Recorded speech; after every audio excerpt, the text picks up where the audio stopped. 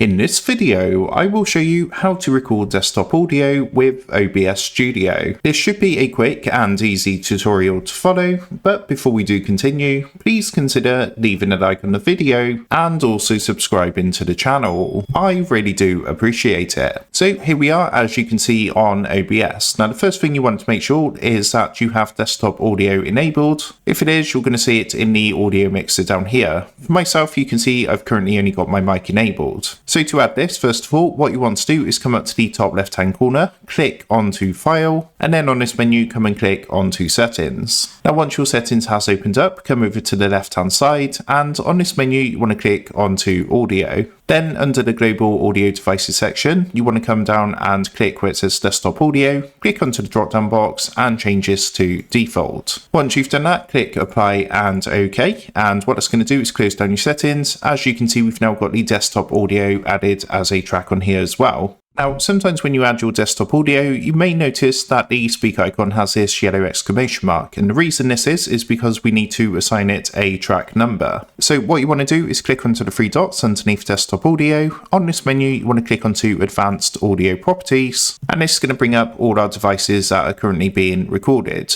And so you can see to the right hand side, the Blue Yeti mic is currently selected. That's assigned to track 1. But to activate your desktop audio, all you want to do is assign this to a different track number. So what we're going to do is set this to track 2, close down this window. You're now going to see this has been activated, and all you need to do at this point is turn the volume all the way up. And what you can do at this point is test if it is recording your desktop audio by playing something on your desktop. So for example, if I load up YouTube, what I'm going to do is just come across to my channel and I'm just going to play one of my videos and it should start being picked up on OBS. So if I click play here, feel free to jot that down in the comment section down below the video. And with that being said, let's jump straight into it. So yes, it is absolutely possible to get net.